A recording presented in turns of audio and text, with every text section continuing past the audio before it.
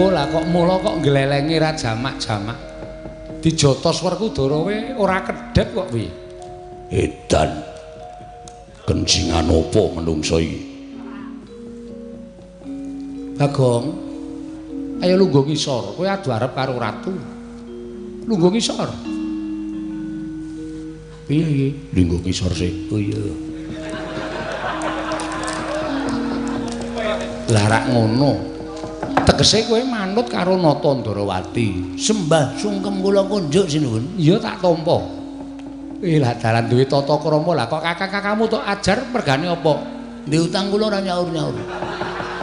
Lho, dudu perkara niatmu to? Dudu wis dendam terpendam sepanjang masa. Oh, ngono nggih. Bagong Caidan.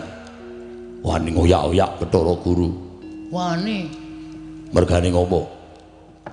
Bathara Guru mboten iso wangsulan. Mergane ora wangsulan sebab apa? Sajake mboten sinau sajake. Bagong ya aja edan lho, aja guyon. Aku wis emoh guyon. Saiki ngene. Niatmu apa aku tak takon? Ajeng nyuwun pirsa bapak kula niku sinten? Bapakmu Semar. Ah, jawaban klise. Jawaban sing pun tau kerep banget kula ngerteni bapakmu Semar. Semar niku pancen bapak kula. Ning bapak sambungan sing ngopeni kula. Lah kula ajeng takon bapak kula niku sinten? Lah rak wis Iwang kula Bathara Guru wis paring dawuh to. Ning kan kula nyatake mboten iso. Lho kok getak karo aku? Getak wae jengkel kok. Lah nek ngono kowe wani karo Kresna. Weh, lah wong kandhan-kandhanane ngeyel. Iki lagi dadi top wayang lho. Lho. Top-tope wayang piye? Iki lagi dadi trending topik. Bagong bengi iki lagi gleleng. Sapa wae sing ngepalangi rawe-rawe rantas malang-malang bakal tak putuk. Lah nek upama aku sing ngepalangi kowe wani karo aku piye? Wani. Ketiban senjata cakra tibakno. Nek nganti gawe babak kulite Bagong, tugel gulune Bagong meguru karo kowe 20 taun. Mikira keceke ndase kuwi. Geceken. Mangsane ora. Wah, gawe jengkel. Wah, Kresna mikira ora kena dielekke. Babar pisan ora duwe adi jenenge Bagong ora apa-apa. Bangane mirang-mirangke para Pandhawa mikira.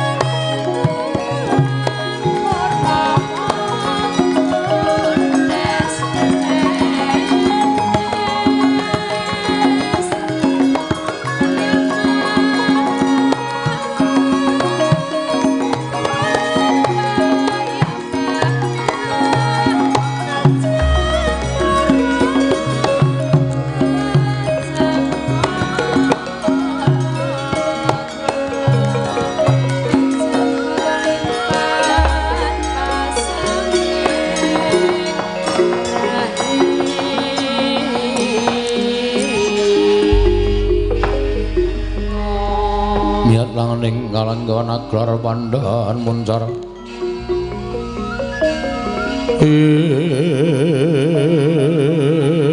non lir kekonang surem sorotetan padang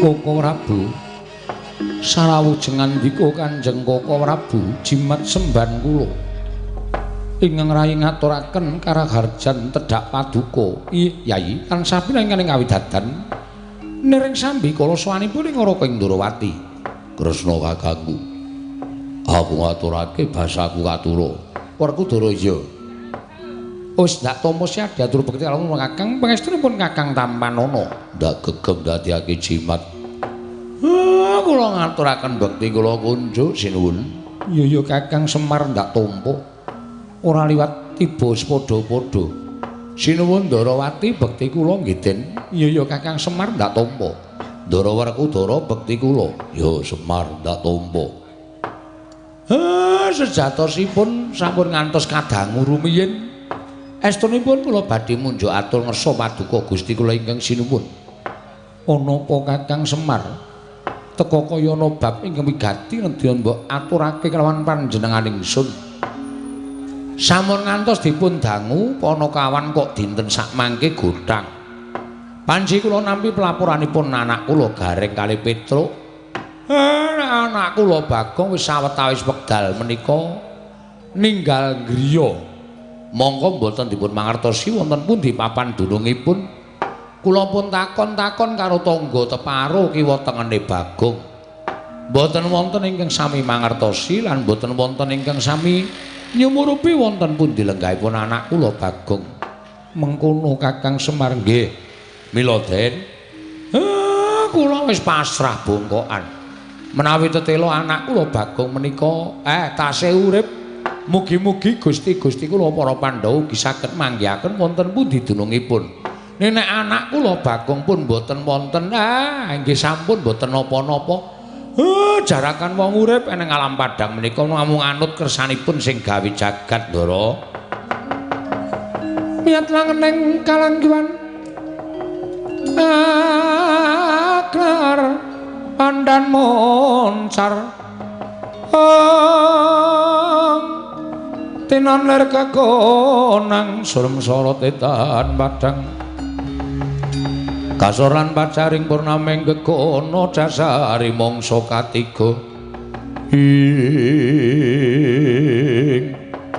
dereng ngantos paripurna imbal wacana kasaring ing tumep saking dirgantara Sang Hyang Pikulun manik moya karya kagiat kang samya mulat lang-lang endriya mangungkong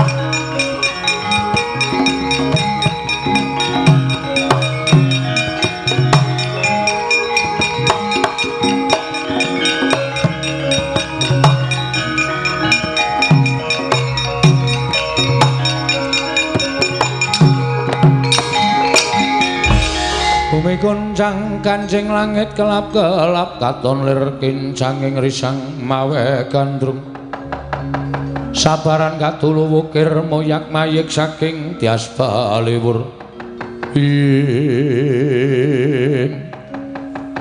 kulun kula ngaturaken sembah pangabekti kula kunjuk iya Punta Dewa Ulun Tampa kulun ngaturaken sembah pangabekti kula kunjuk iya Kresna Ulun Tampa Guru hakiku aku ngaturake sembah iya Werkudara Ulun Tampa Pukulun lu ngaturaken sembah iya Arjuna Ulun Tampa wonten menapa Pukulun sumengka tindak paduka teka rawuh wonten ing negari Ngamarta menawi kepareng kawedhar ingkang kathah tumunten kababarna wonten wigatos ing kados pundi lan wonten perkawis menapa Kresna kula wonten maring adhawuh ndadekno kawruhanamu sira Punta Dewa uga nggone ulun nganti prapta ana ing negara Ngamarta sayekti dina samengko kayiwangan ulun tinggal sabab kayiwangan geger lho geger wonten napa geger krana pengamuk atmajaning Kakang Ismaya pengamuk ing atmajaning Kakang Semar Badranaya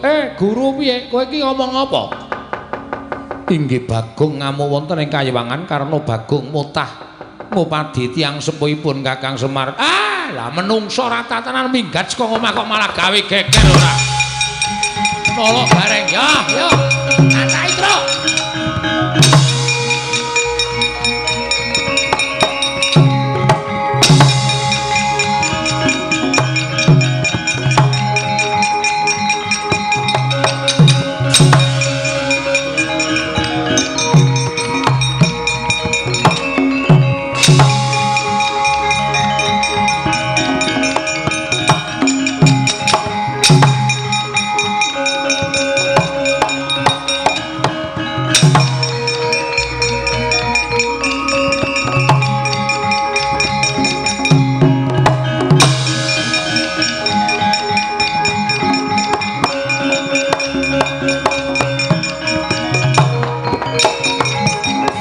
Redo mangawur-awur wurahan tengarane ngajurit gong maguru gongso tetekaya butulawur pandriting turangga esti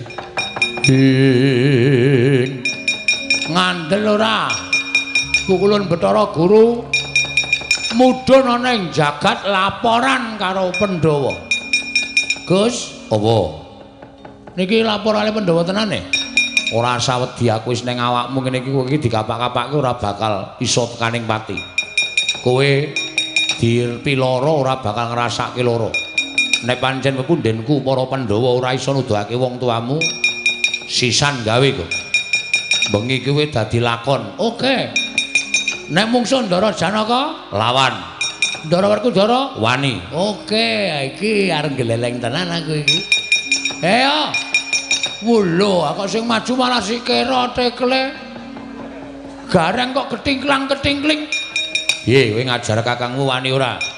Ketok iki diutus karo Ndara Pandhawa kon ngendhake pepinginane Bagong. Wah enteni kene. Wah anggere gareng melu-melu potele sirahe. Ya aja dipotel, Gong. Kae kakangmu nek nganti mati piye? Ben, diutang aku ora nyaur-nyaur. Ming semaya wae Senin, Selasa, Rebo tak anteni ya ora. Arep tak jukuk apane wong omah ming kari kompor tok. Wis ben. Pethoke nala gareng arep wangi Bathara Guru Palang.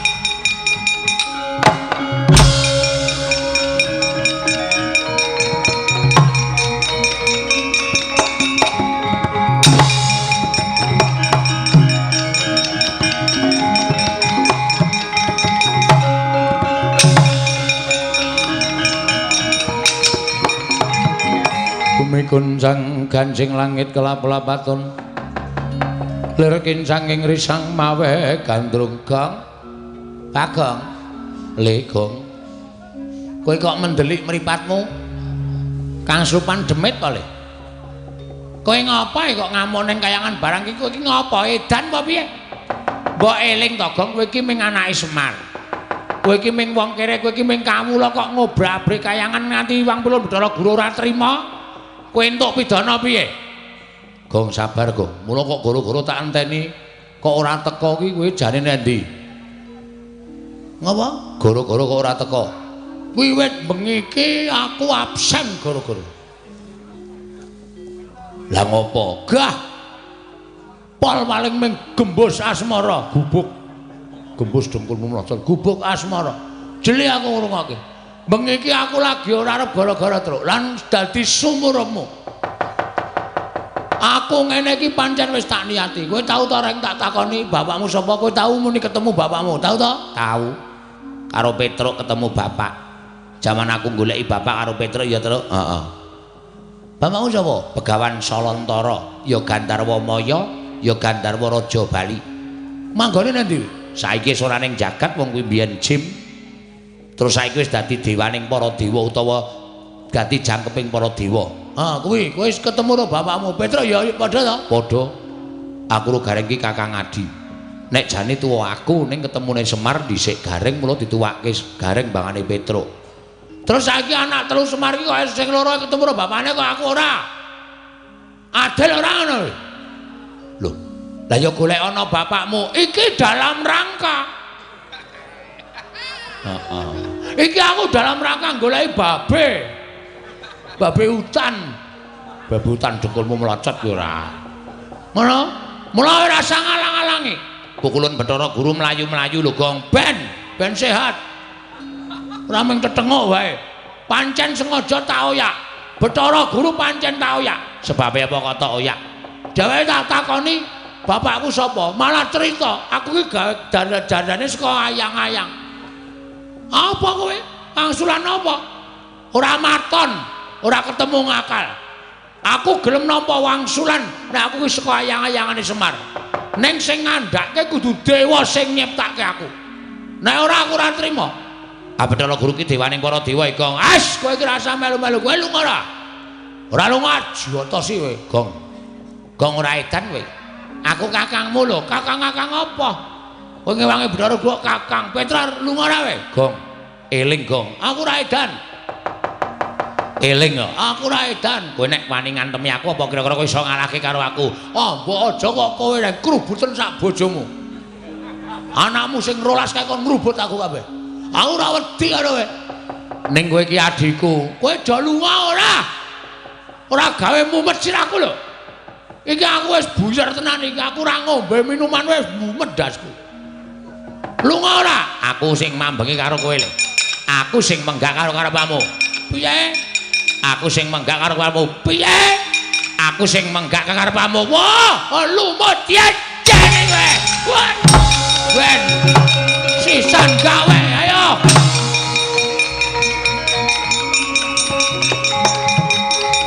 What? Wah.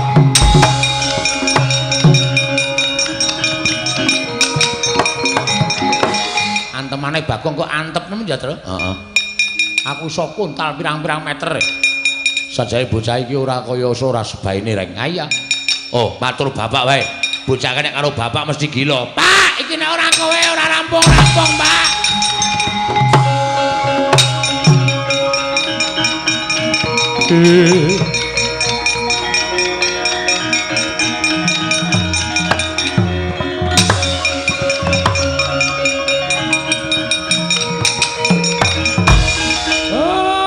Bagong nesu tenan. Aku diajar karo Bagong, aku diantemi karo Bagong, Pak. Pancen menungso ora tatanan. Ora do lunga, do lunga. Bocah iki wedine mung karo aku adepane menungsane parat.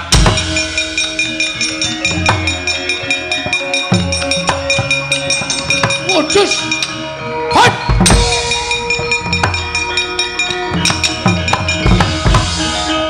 Kowe iki kangsupan demit ngendi? Kok nganggo jengkelit barang? Semar,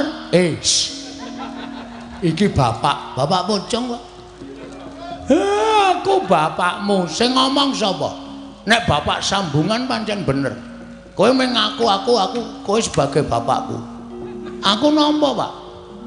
Nah, tak takon karo kowe, kowe mbiyen ngadopsi aku saka ngendi?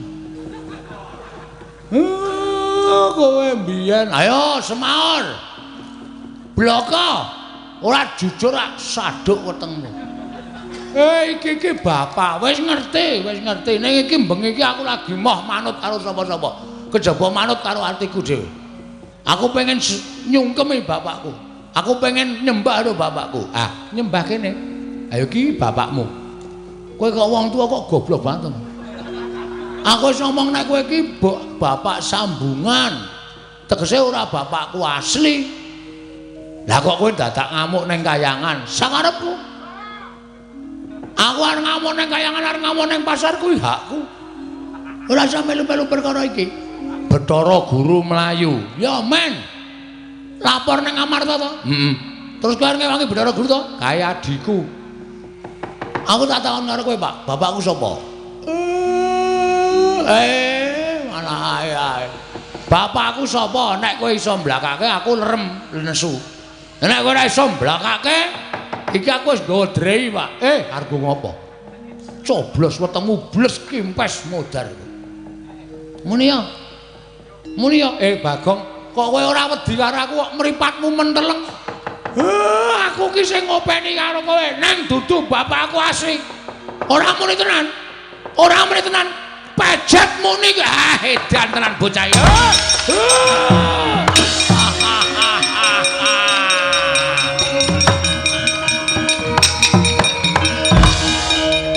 Ben, ning jane ya dosa.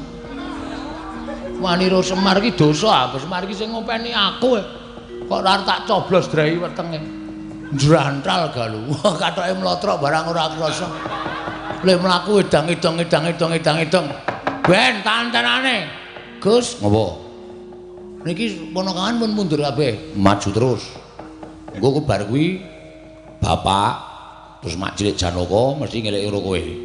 Wani-wani aja nantang. Oke. Kowe tetep ngoso njaluk ngerti bapakmu ning nek kowe diandani kowe aja nantang. Nek kowe ditantang lagi wani. Siap. Nek ora metu saka kene lho. Ora. Engko aku wani kowe metu modar aku. Ora. Nek kene wae tengok-tengok. Iya. Gawe kopi. Hus. Njero weteng kok gawe kopi ora. Banyune kuwi dikopi aku ora ireng. Banyu apa? Iki apa? Gemandul nang kene hus. Wong edan ora. Tenan. Lho, kowe lah. Dudu bapake, Den. Sapa? Sinuwun Darawati. Engko rak bapak ning mburine mesti ora usah kuwatir. Heeh.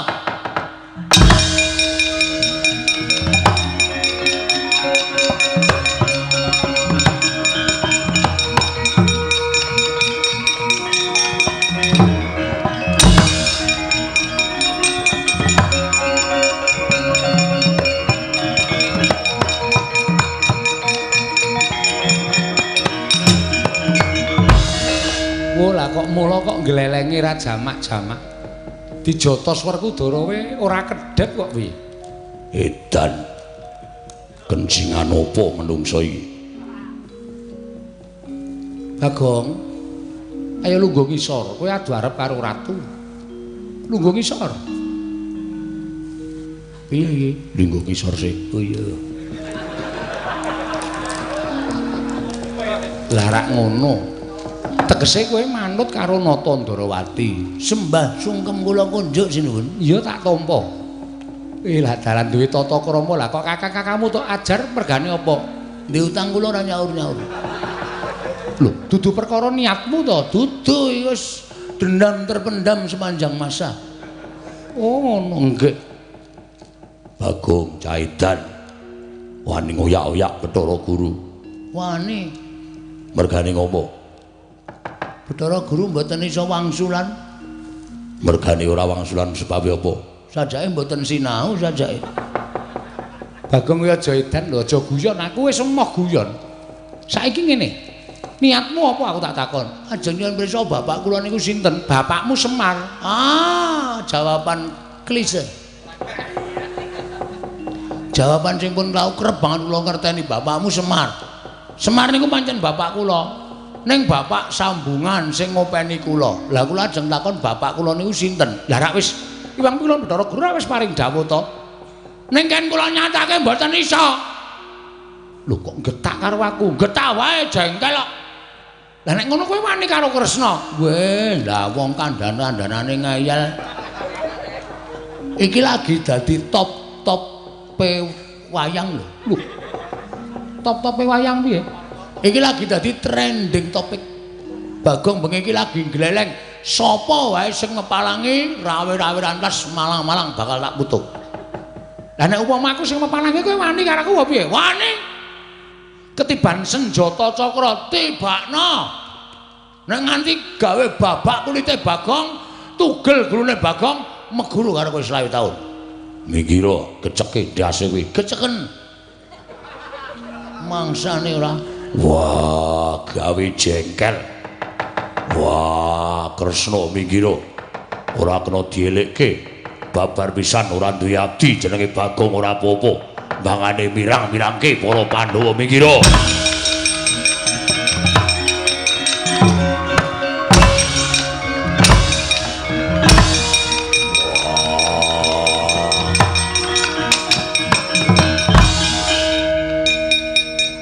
Piye? Kesel kowe, ha? Iki ora apa-apa nek entuk tendangi, pamere nggo sikil gedhe. Nendangi sak penake dhewe. Tur sampean ora bakal iso namake kekuatan tempura. Tuwa aku mbane sampean. Wong enom kok nendangi sirahe wong tuwa. Kuwarat. Wah, caedan. Dupak ora apa-apa. Wah. Nendi Werkudara? Isin aku. Isin dheke nendang sirah ngene ora apa-apa. Bagong tak kandhani manuta. Ora. Kulon Bathara Guru kuwi dewaning para dewa. Mboten, Bagong kowe aja ngeyel. Mboten. Sampeyan malah rumangsa kula ngerunden wektu e. Dalu ora kene. Bathara Guru mangkeke kula apa ora? Ora mangkeke tak gulung sampeyan bela dalam bebayani Janaka.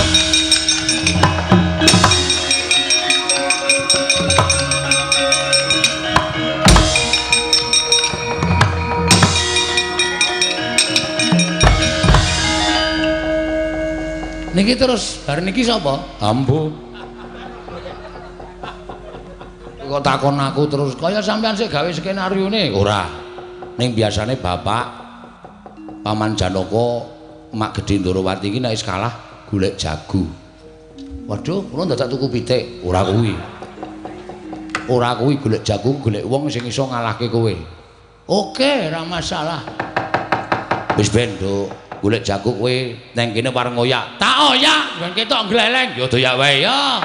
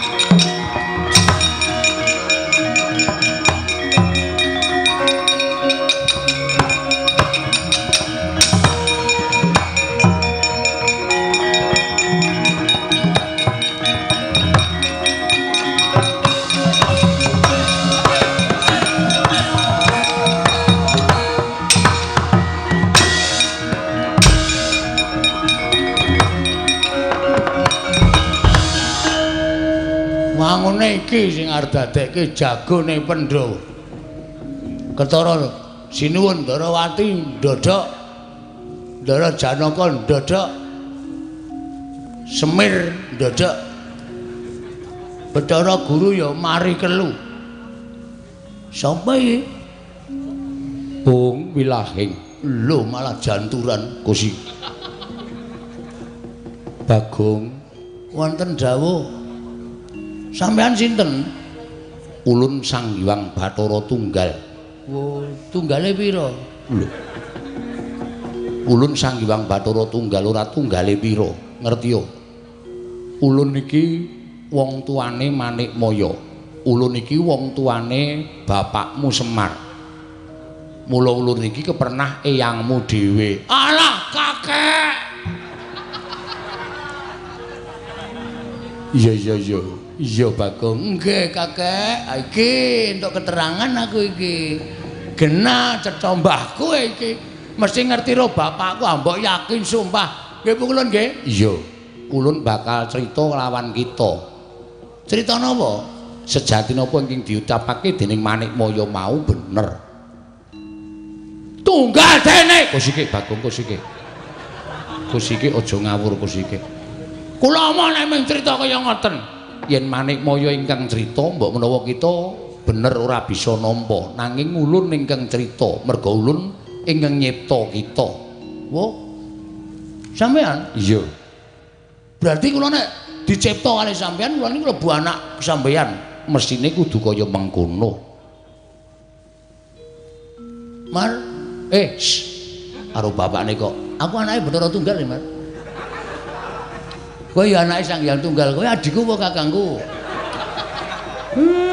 Pancen bocah marai mumet. Bagong, wonten dawuh nalika Semar rusak ragane, tumuli mudhun ning jagat, sayekti jagat durung kanggonan menungsa. Wah, sepi banget ya, Pak. Menungsa ora ana, sing ana bangsaning jin. Lah, nalika semono Semar rumangsa ki jenan, mung ana siji ruwange, kuwi wae beda papan. Ya kuwi kadange kang aran Tejamaya. Nalika semono Ismaya tumuli munggah ana ing kayuwangan nyuwun kelan panjenengan ulun, merga ulun iki wong tuane Ismaya. Tumuli ulun paring wengan kelawan si Ismaya. Nalika semono Tejamaya ya nyuwun ruwang, Ismaya ya njaluk kanca. Ulun nyipta sawijining ruwanging togok utawa Tejamaya, ulun pundhut saka napsuning si togok ya si Tejamaya wekasan babar kang aran Sarawita ya mbilung. Nggih. Terus Ismaya tumuli njaluk kanca. Nalika semana ulun bingung kepiye monggo nggone ulun bakal nyipta sawijining titah. Tanpa kanyana-nyana wewayanganing Semar ulum sabda. Semar Ismaya, kita wis duwe ruwang kita wujud ayang-ayang kita kuwi Ismaya jelek mandi ucap ulun dadi menungsa kang aran Bagong. Ya kita kuwi Panakawan. Aduh! Pukulan matur sembah sewu nuwun tanpa wekdal.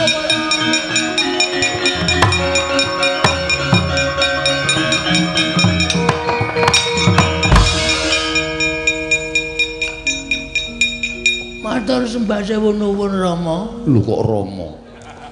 Eyang Rama.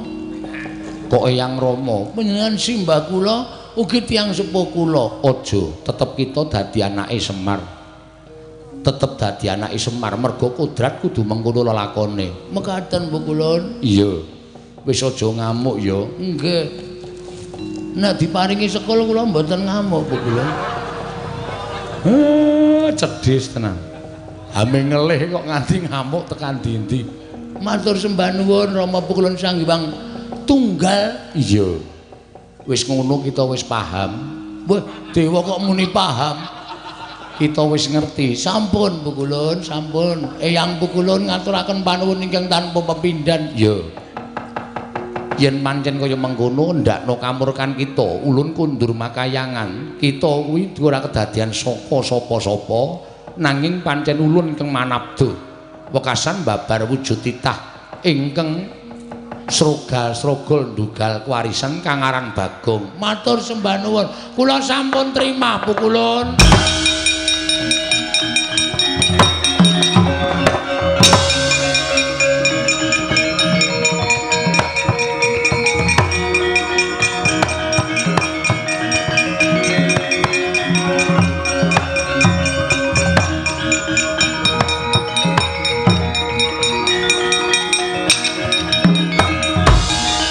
Wis ngerti kowe?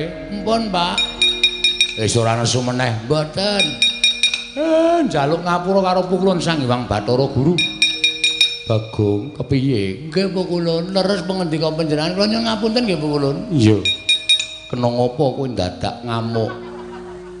Nek kula mboten ngamuk, kula mboten tekan enjing Bu Kulun. Ngono Bagong. Nggih. Lah mangke mboten dibayar Bu Kulun. Bagong wong edan.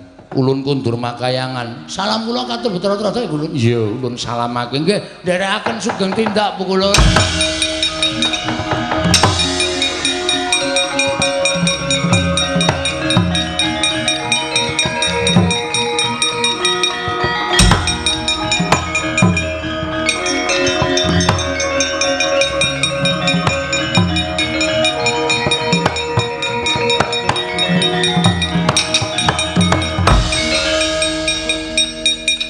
manjing ning awakmu iki kon metu.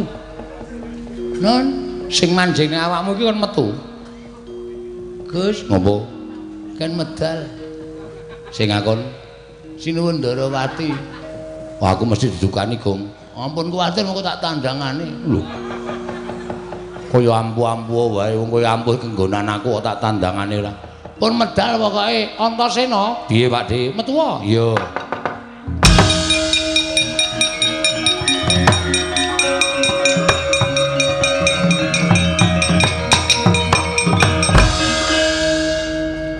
Kowe kok dadake wangi Bagong barang iki ngopo to? Jahitan. Nggih wangi karo wong gendeng. Pamere ra jamak-jamak. Ayo mergo sapa karepane Bagong ben keturutan kok ya. Nek ora ngono ndak Bagong ora keturutan. Aku ya ming sakderma dijaluki bantuan karo Bagong. Ora edan. Ya ngerti njaluk bantuane Antasena wong anakku Antasena ki wong ampuh. Sing dipilih kok ya pener. Ndeleng ta kula. Tutuk Ndarawerkudara ora apa-apa. Tutuk saiki. Emah. Enten modar. Nek wis ora kenggonan aku rasa pamer Gong. Nggih, matur sembah nuwun Antasena nggih. Iya. Pun padhang kula. Bagong kowe sing aku bapak apa ora? Weh ya isih. Isih pentas bareng e. Ate nek ngrekoso nek ora ngaku kowe bapak terus aku arep pasang aku sapa mir? Ya, Pak ngono ora mir. Ora tetep mir. Oh iya. Bagong nggih ngapunten nggih, Den. Ora apa-apa. Ndara Kresna kula nyuwun pangapunten. Ora apa-apa, Bagong. Ndarawerkudara kula nyuwun pangapunten nggih. Ora apa-apa. Wis dong, wis padhang atimu. Sampun. Nek pun sami padhang sedayanipun nggih badhe menapa malih niki teruse pripun niki apike? Ya wis nek wis ya wis. Wassalamualaikum warahmatullahi wabarakatuh.